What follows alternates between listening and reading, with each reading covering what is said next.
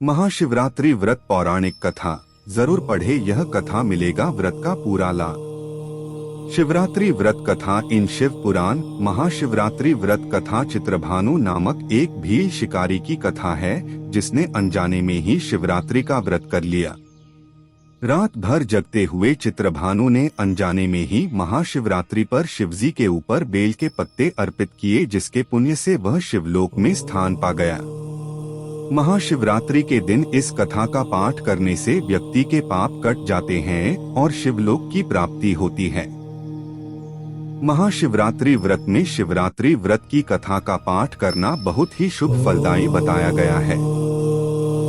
शिव पुराण में भी इस व्रत की महिमा बताई गई है।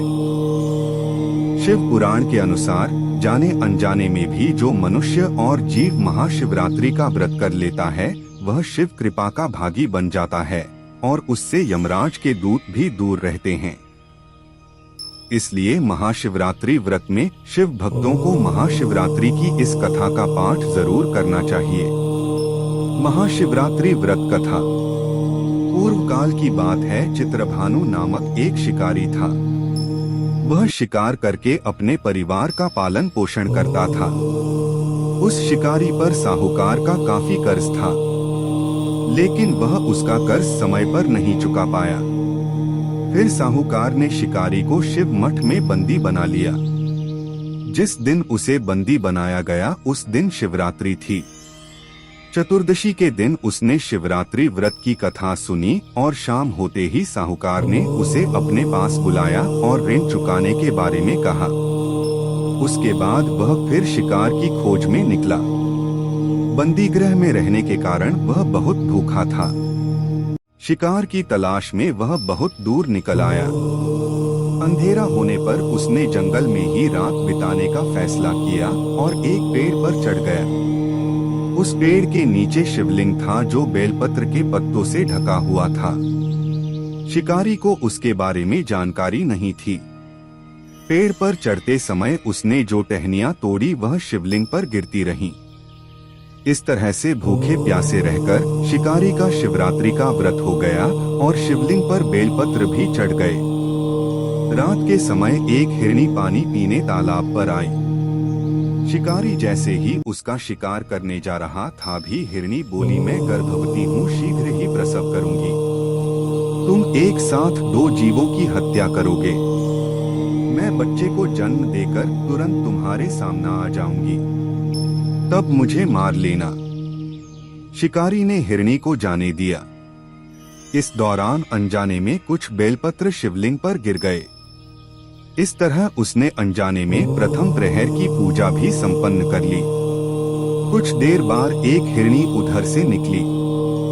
जैसे ही शिकारी उसे मारने के लिए धनुष बाण चढ़ाया तो हिरनी ने विनम्रता पूर्वक निवेदन किया, हाँ शिकारी, मैं थोड़ी देर पहले ही ऋतु से निवृत्त हुई हूँ, कामातुर विरहिणी हूँ, अपने प्रिय की तलाश में हूँ।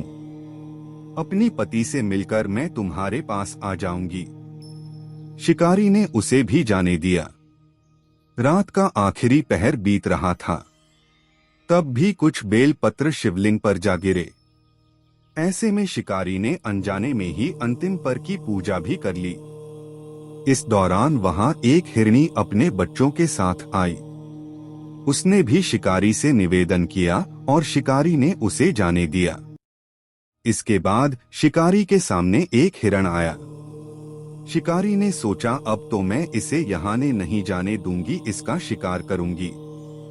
तब हिरण ने उससे निवेदन किया कि मुझे कुछ समय के लिए जीवन दान दे दो। शिकारी ने पूरा रात की घटना उस हिरण को सुना दी। तब हिरण ने कहा कि जिस तरह से तीनों पत्नियां प्रतिज्ञाबद्ध होकर गई हैं, मेरी मृत्यु से अपने धर्म का पालन नहीं कर पाएंगी। जैसे तुमने उन्हें विश्वापात्र मानकर छोड़ा है, मुझे भी जाने दो। मैं उन सब के साथ तुम्हारे सामने शीघ्र ही उपस्थित होता हूँ। शिकारी ने उसे भी जाने दिया। इस तरह सुबह हो गई। उपवास, रात्रि जागरण और शिवलिंग पर बेलपत्र चढ़ाने से अनजान में ही शिवरात्रि की पूजा पूर्ण हो गई। लेकिन अनजाने में हुई पूजा का परिणाम उसे तत्काल मिला। थोड़ी देर बाद हिरण और उसका परिवार शिकारी के सामने आ गया। उन सभी को देखकर शिकारी को बहुत गिलानी हुई और उसने पूरे परिवार को जीवनदान दे दिया।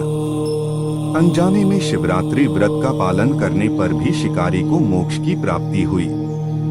जब मृत्यु काल में यमदूत जीव को ले जाने आए तो शिवगणों ने उन्हें वापस भेज दिया और उसे शिवलोक ले गए। शिवजी की कृपा से चित्रभानु अपने पिछले जन्म को याद रख पाए।